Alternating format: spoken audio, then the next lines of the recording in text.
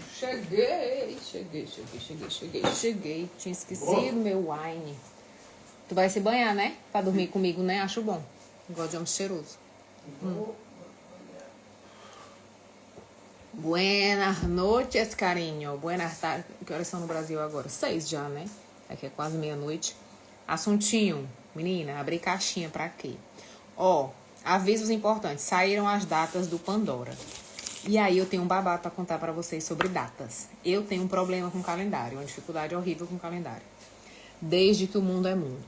E aí, nos meus estudos, eu, né, me perguntando se eu tinha um TDAH mal resolvido, né, uma coisa meio estranha com essa história de calendário. Só que o que aconteceu? Trabalhando muito em terapia, eu descobri que eu tenho uma sequela de trauma, por isso eu tenho um problema de calendário. Vou explicar pra vocês melhor. Meu pai morreu de droga, né? E assim, uma casa com uma pessoa que tem vício é uma casa muito complicada. Então a gente acordava com arma na cabeça, com o traficante levando as coisas, do meu pai ser preso da noite pro dia, do meu pai vender uma casa e trocar por droga, vender um restaurante e trocar por droga. Então isso gerou em mim um comportamento de não acreditar no futuro, de não me programar futuramente. Parece que se eu programar não vai acontecer. Eu não tenho essa organização futura bem definida. Então, para eu programar um calendário futuro, eu preciso de uma outra pessoa. Porque o trauma dessa situação tirou de mim a habilidade de fazer calendários futuros. Então, assim, a gente conhecer as nossas estruturas faz muita diferença para nós, na nossa vida. E aí eu abri caixinha. Gente, por favor, vocês dizem que eu sou ignorante, mas a humanidade não facilita a minha vida. Vou pegar as respostas da caixinha. Tem uma coisa muito simples que é: nunca tire o problema de estimação de ninguém. Se você tem uma pessoa que senta perto de você e conta sempre a mesma história, não mexe. Deixa ela repetir aquela história de novo, e repetir de novo, e repetir de novo, e repetir de novo. Por quê? Porque ela não quer solução, ela quer audiência, ela quer colo. Ela quer te convencer do lado dela da história, porque toda história tem 3 lados, o meu, o seu e a verdade. Ela quer te convencer da parte dela, ela quer te trazer pro lado dela.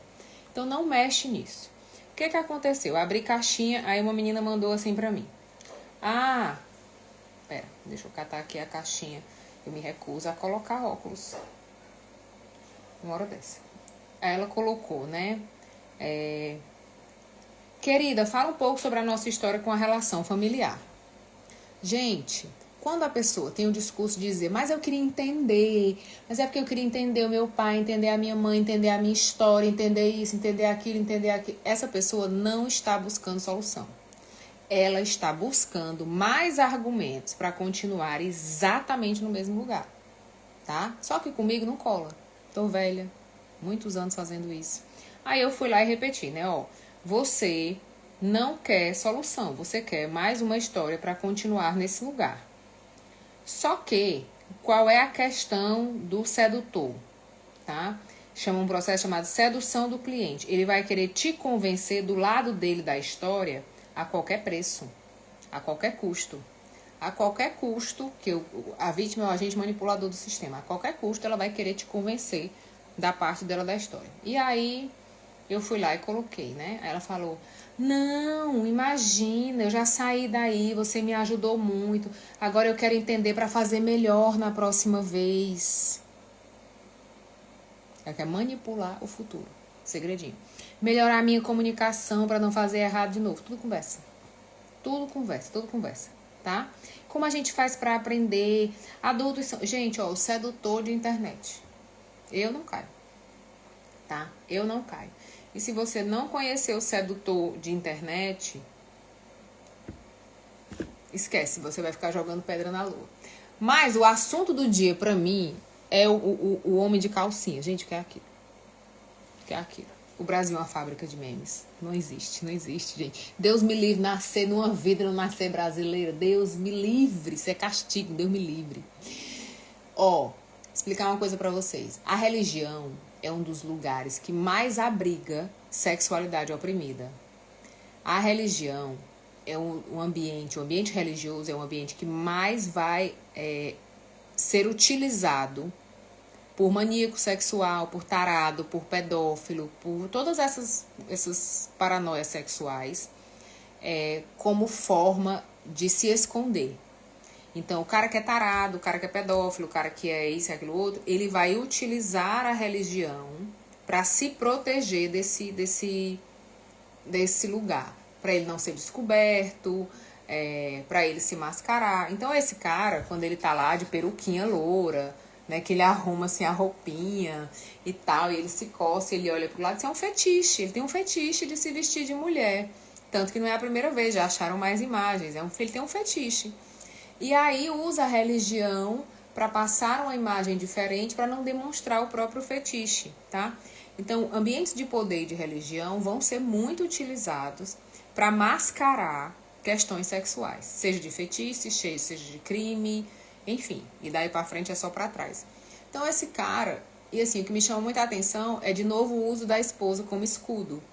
Né? Quando o Dória foi pego lá na orgia com as meninas, aí traz a mulher, traz aquele escudo, né, de mulher para fazer o discurso.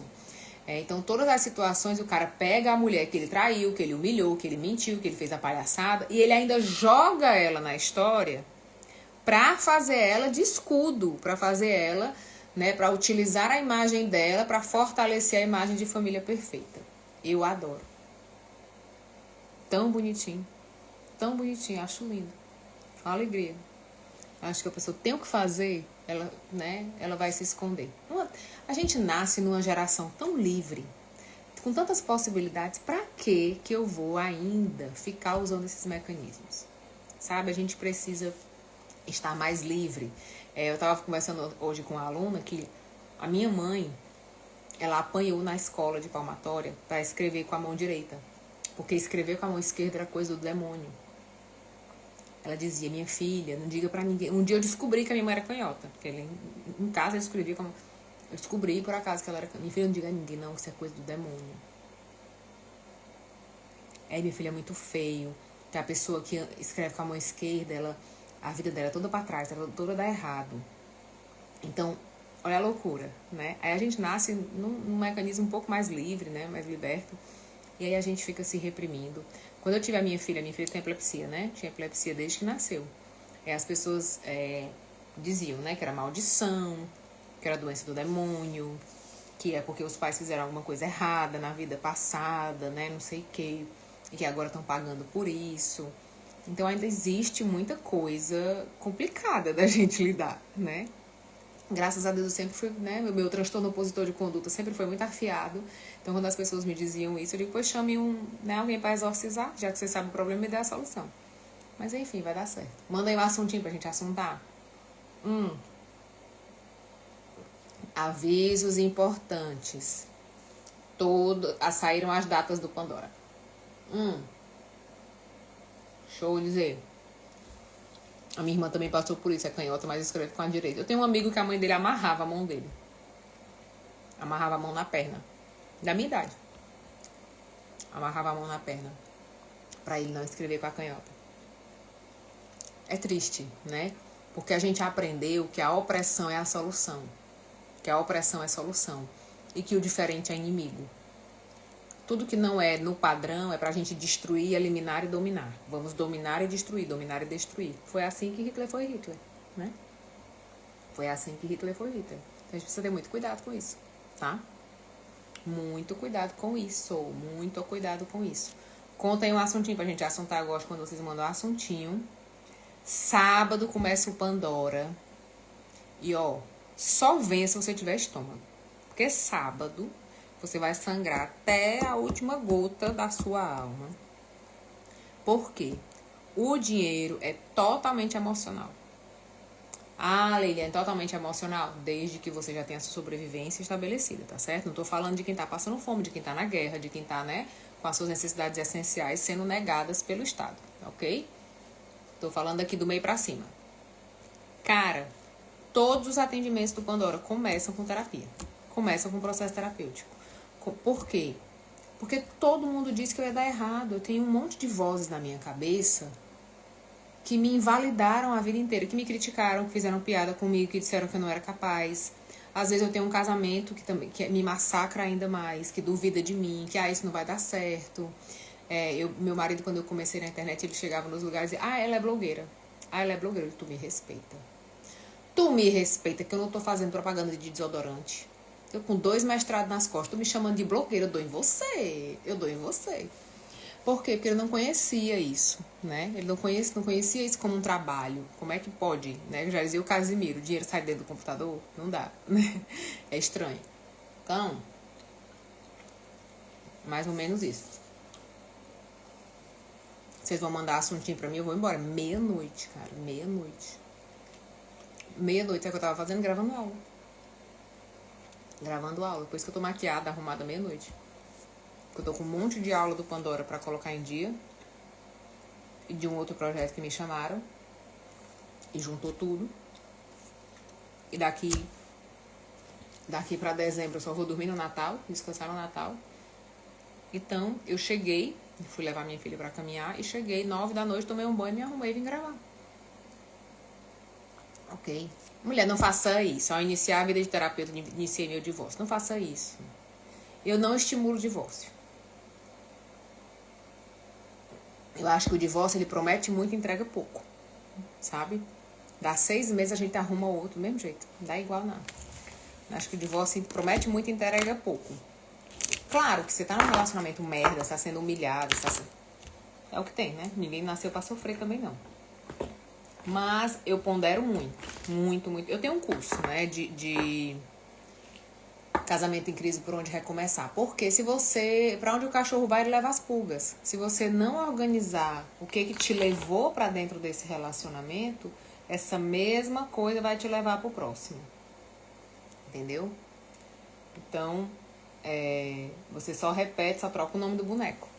Só troca o nome do boneco. Eu não estimulo divórcio. Eu acho que o divórcio é a última etapa do indivíduo, porque só quem viveu um divórcio sabe o peso que é, a dor que é. Não existe divórcio, não existe separação, você existe um novo acordo, você vai conviver com essa pessoa o resto da vida.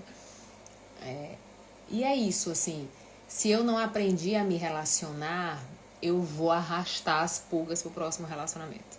Vou arrastar todos os padrões pro próximo relacionamento.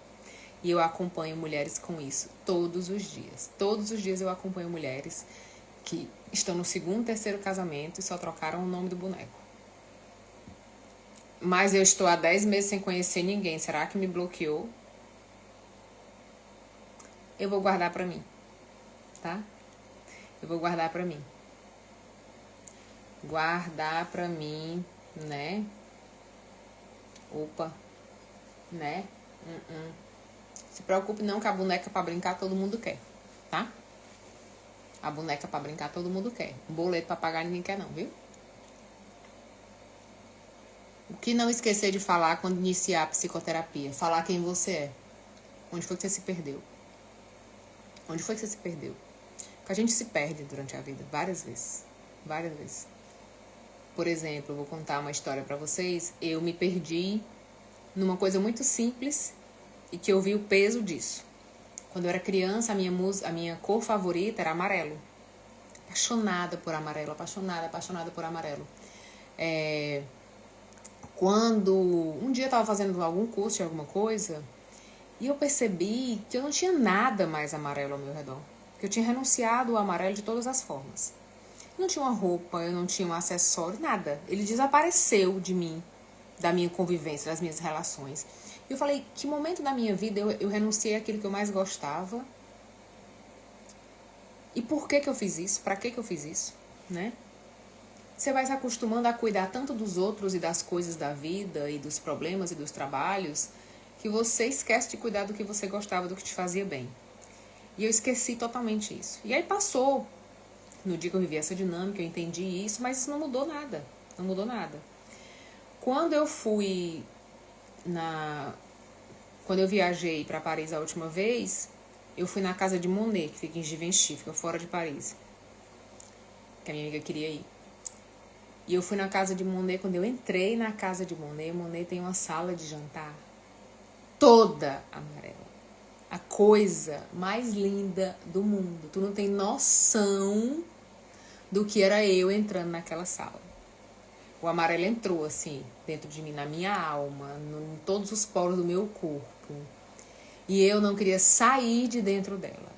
A alegria que eu vivi de ver aquele ambiente, que parecia que tinha sido feito por mim, para mim, e de me conectar com aquela pessoa que gosta daquilo, que sabe do que gosta, que usufrui do que gosta, que sabe. E a minha amiga dizia, meu Deus, uma pessoa tão feliz com a lata de tinta amarela. Mas eu tava tão feliz, tão maravilhada com aquele lugar, com aquele ambiente, que você não tem noção da cura que foi. Eu falo, Monet devolveu para mim o amarelo na minha vida. E aí eu comecei a me encher de coisas amarelas na vida, né? E aí quando meu marido fala, o que tu gosta de amarelo? Eu digo, amarelo não, isso é Monet. Você tem baixo repertório cultural. Então tem um vídeo que eu queria comprar a xícara do aparelho de jantar amarelo de Monet, né? Uma xícara por 150 euros. Aí eu não comprei não, minha amiga não deixou eu comprar não. Mas aí eu saí me envolvendo de amarelo, não no sentido da cor, é só uma cor, mas no sentido de eu me envolver com aquilo que me faz bem, com aquilo que eu gosto. E como eu relaxei e me perdi disso, tão fácil, sabe? Eu sinto que muitos psicólogos ignoram o assunto de constelação familiar. Sendo constelador, já percebi que nas sessões de terapia as pessoas que atendem também comentam. Não entendi, né? Ignoram o assunto de constelação. Mulher, constelação familiar no Brasil virou seita. Não é terapia, é seita. Entendeu? O problema da constelação no Brasil é que ela virou seita. A constelação sistêmica familiar existe há muitos anos. Aqui na Alemanha, nos Estados Unidos, no movimento da Virginia Satir, no movimento da Escola de Palo Alto, nos movimentos das bases e fundamentos do Buber, na terapia sistêmica familiar do... Não é o nome dele, meu Deus, esqueci agora. Guilherme, não. Tem um nome lá do homem. Enfim, vários psicoterapeutas trabalharam com terapia sistêmica familiar, seja com representação, seja com fenômeno ou não. No Brasil virou seita. É uma seita de adoradores de um único ídolo, repetidores das frases desse ídolo, e se você disser que a unha desse ídolo é encravada, você morre, você é o Satanás.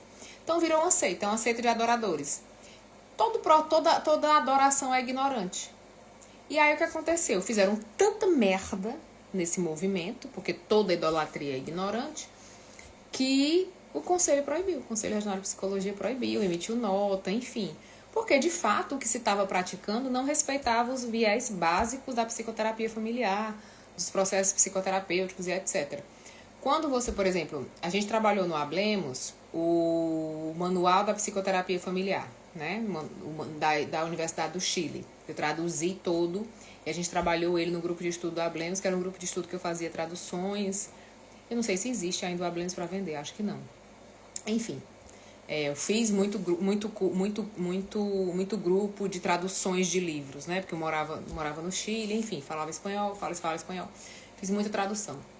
Quando a gente pegou o manual de psicoterapia familiar da Universidade do Chile, ele tem 10 regras de não fazer. Meu Deus, era um checklist perfeito para tudo que estava se fazendo de errado. Na questão do Brasil, por isso que eu falo que a constelação no Brasil, ela virou seita, é uma seita de adoradores. Não tenho nenhum medo de falar isso, tá? Tanto que muitas pessoas não gostavam de mim porque diziam que eu não gostava do Hellinger. Eu digo, não é que eu não gosto dele, que eu não gosto do que fizeram com o que ele deixou escrito. Acho que ele fez um bom trabalho, enquanto estava na mão dele. Quando ele sai de cena, daí pra frente é só pra trás, tá? Daí pra frente é só pra trás. Né? E aí a Eliana falou aqui, ó, a pessoa que sabe do que gosta. Cada vez as mulheres sabem muito pouco do que elas gostam. Elas sabem o que o marido gosta, o que o filho gosta. Entendeu? Muito pouco. E muitas vezes a pessoa passa por uma vida escondida. Com certeza. Né? Eu sou consteladora e sinto que não tenho base para criar um produto. Se você é somente consteladora, você só está morando de casa alugada. Tá certo? Um produto não nasce porque você estudou uma determinada técnica. Um produto nasce porque você tem uma experiência, uma trajetória com diferentes técnicas e nessa trajetória você desenvolveu um jeito de atender, um modo de atendimento. Se eu sou somente consteladora, eu já tenho um produto. Eu vendo constelação. Acabou. Eu vou repetir o que todo mundo faz. Eu vou fazer um Instagram de frase pronta, eu vou marcar grupo e acabou. Isso vai bater milhão? Nunca. Vai pagar boleto. É a agenda de terapeuta. Acabou. Né? Eu sou advogada de família e quero unir isso. É com réu primário ou sem? Porque a raça do advogado que foi estudar terapia sistêmica familiar não deu para nada. Não deu para nada, não escapou ninguém. Ou abandonaram tudo e viraram constelador, porque o curso nunca foi de direito sistêmico, sempre foi de constelação, né? Ou largaram tudo e foram virar terapeuta, né? Ou ficaram tentando colonizar o cliente, né, das leis de Hellinger, né, como disse uma das pessoas desse movimento, porque se você não obedecer às leis sistêmicas, o processo não anda, daí pra frente é só pra trás, tá certo? Daí pra frente é só pra trás. Daí pra frente é só pra trás. Porque você é o quê? Você é um profissional do direito ou você é um terapeuta familiar? Você tá acumulando função? Entendeu? Mó burrice. Por quê? Para eu viver de constelação, eu não vou faturar o que o direito me fatura. Para eu entender de famílias e dinâmicas familiares, eu não preciso me tornar um constelador. Eu preciso entender de famílias, de dinâmicas e entender o principal, que é o distanciamento do processo. Qual é o problema do pessoal do direito de família? É que eu compro a briga. Eu compro a briga do cliente, eu faço até de graça. Essa mãe, eu vou colocar essa mãe no lugar dela, que ela tá fora de lugar. Eu vou colocar essa filha no lugar dela, que ela tá no lugar da mãe. Então, eu uso o processo terapêutico, o mecanismo do processo terapêutico, como uma ferramenta a mais contra o outro lado. Já não aprendi nada de sistêmico. Nada. Volte 2 casas. Então, assim, daí pra frente é só pra trás. Daí pra frente é só pra trás. Porque você não precisava estudar terapia sistêmica para trabalhar a abordagem sistêmica dentro do direito. Já tenho direito reflexivo na faculdade. Eu fiz direito. Tá? Já tinha direito reflexivo. O que você pode compreender é o distanciamento familiar que nós, como povos colonizados, não temos. Nós, como povos colonizados, somos intromissivos, deterministas. A nossa comunicação é determinista e imperativa. Se você não olhou para isso ainda, corre na minha bio, tem um curso de comunicação, o primeiro passo, para você entender o Paranauê.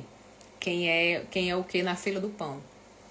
Porque o que acontece? Se a minha postura continua determinista, eu vou exatamente utilizar isso aqui como uma verdade absoluta para convencer o cliente daquilo que eu aprendi, que o Bert me ensinou, que se ele fizer isso aqui, o processo dele vai andar. Gente, é uma loucura. É uma loucura. Por isso que eu digo, o movimento da constelação do Brasil virou seita. Eu dei aula em turma de direito, tentei.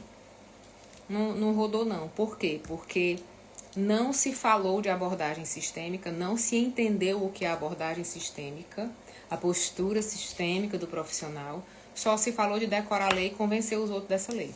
Então a abordagem foi ensinada de uma maneira que é assim, eu vou olhar para a sua vida, vou procurar qual é a lei sistêmica que você está desobedecendo e vou te convencer a obedecer, porque aí a tua vida vai dar certo. Oi?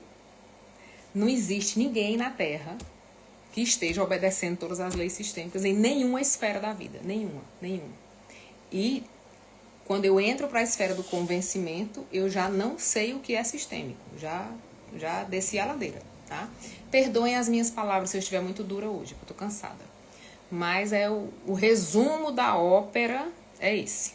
Espremendo em miúdos é isso. Trabalhei com pessoas maravilhosas que foram desse movimento. Fabiana Quezada, minha amiga, amo de paixão. É uma pessoa muito bem preparada dentro desse negócio. A Bianca Pisato, pessoa maravilhosa, também amo de paixão. Trabalhei com ela. Conseguiu evoluir para um distanciamento. Mas, de novo, pula pro lado da terapia, entendeu? Um ou outro se salva. A Luciana Bruchinelli, que estudou com a gente, maravilhosa, uma advogada extraordinária, mas nunca saiu do lugar de advogado dela para ser terapeuta. Então não faz sentido, você não tem distanciamento.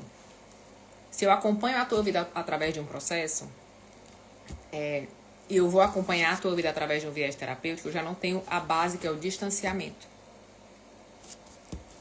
Eu vou ter um interesse de te convencer sobre algo para que o processo caminhe, para aquilo que eu acho que o processo precisa. Eu já não estou neutro nessa situação. Não ter neutralidade e distanciamento.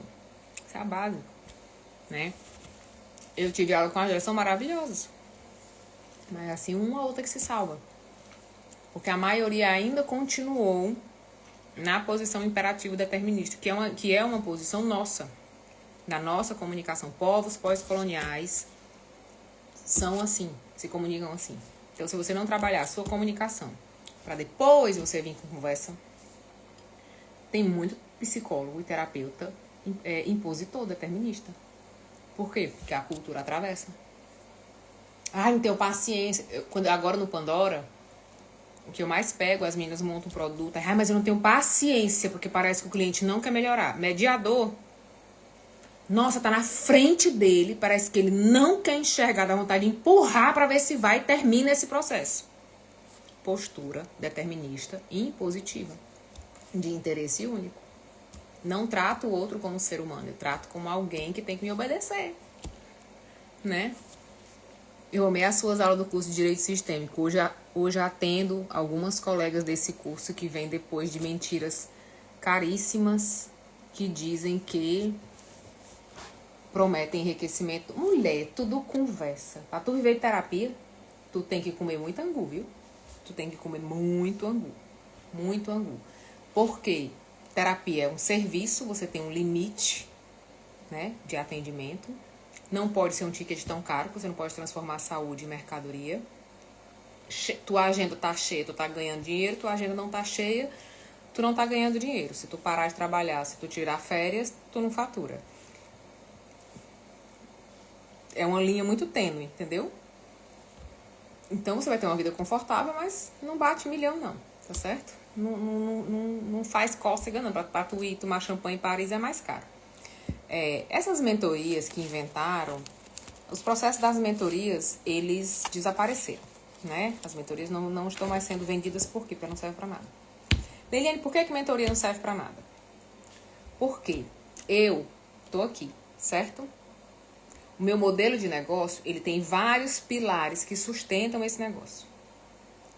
As minhas ideias de negócio só vão ser úteis e executáveis para quem também tem essa mesma estrutura.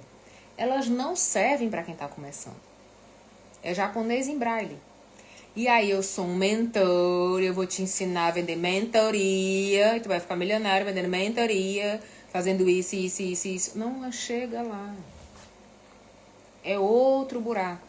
E aí, por que eles acabaram com esses processos de mentoria? Justamente porque não tinha resultado. Não chega.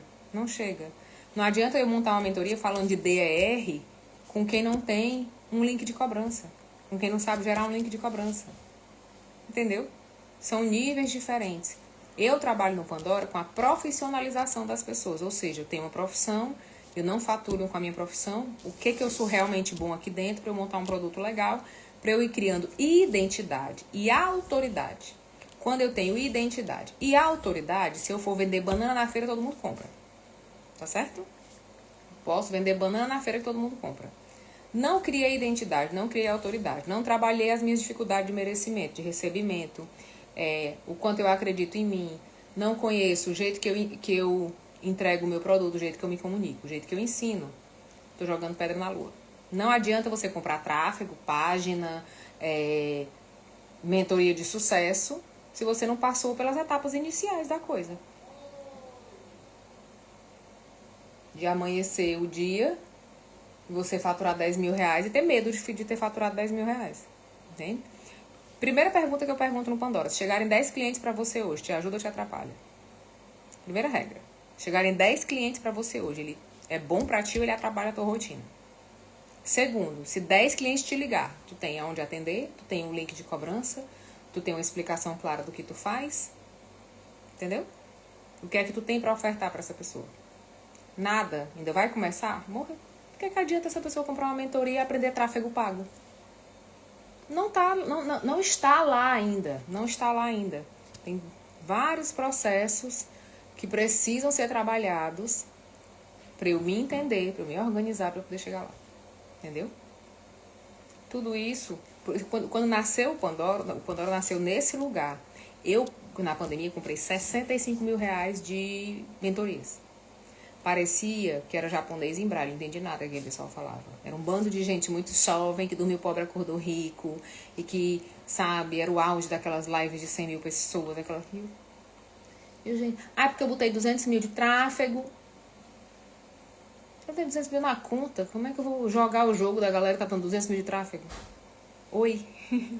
Ah, o meu site, eu mandei fazer a minha própria plataforma, porque o Hotmart, minha plataforma custou 600 mil. Não, gente, eu vivo a vida real. Eu sou um ser humano, pago boleto, tá certo? Tenho filhos para criar, pago faculdade, mestrado, um monte de coisa. Eu sou um ser humano normal, só que dentro da minha normalidade eu preciso faturar. Dentro da minha normalidade eu preciso ir dando passos de crescimento. Eu não vou dormir pobre, acordar rico. Eu vou fazer passos, passos, passos, passos, passos. E esses passos são possíveis se dentro da minha realidade, sabe? Se dentro do que eu tenho hoje, dentro do telefone que eu tenho, dentro do escritório que eu tenho, dentro do espaço que eu tenho para atender, dentro da minha realidade hoje. Preciso faturar hoje, não é no dia que eu tiver uma câmera de 50 mil reais, ou no dia que eu tiver um microfone de não sei quantos mil e um... Esquece. E até lá, eu pago meu boleto com o quê? Entende? Então a gente precisa... Eu acho que o Pandora trouxe pra gente, assim, modelos de negócios reais, para pessoas reais, sabe? Sem essa fantasia de que eu vou dormir pobre e acordar rico. Não, você vai melhorar. Se eu comparar hoje o que eu faturo com o que eu faturava 10 anos atrás, meu Deus, tá ótimo, tá excelente. Eu não dormi pobre e acordei rica. Isso nunca existiu, tá? Vamos embora que é 00:30. Cheiro.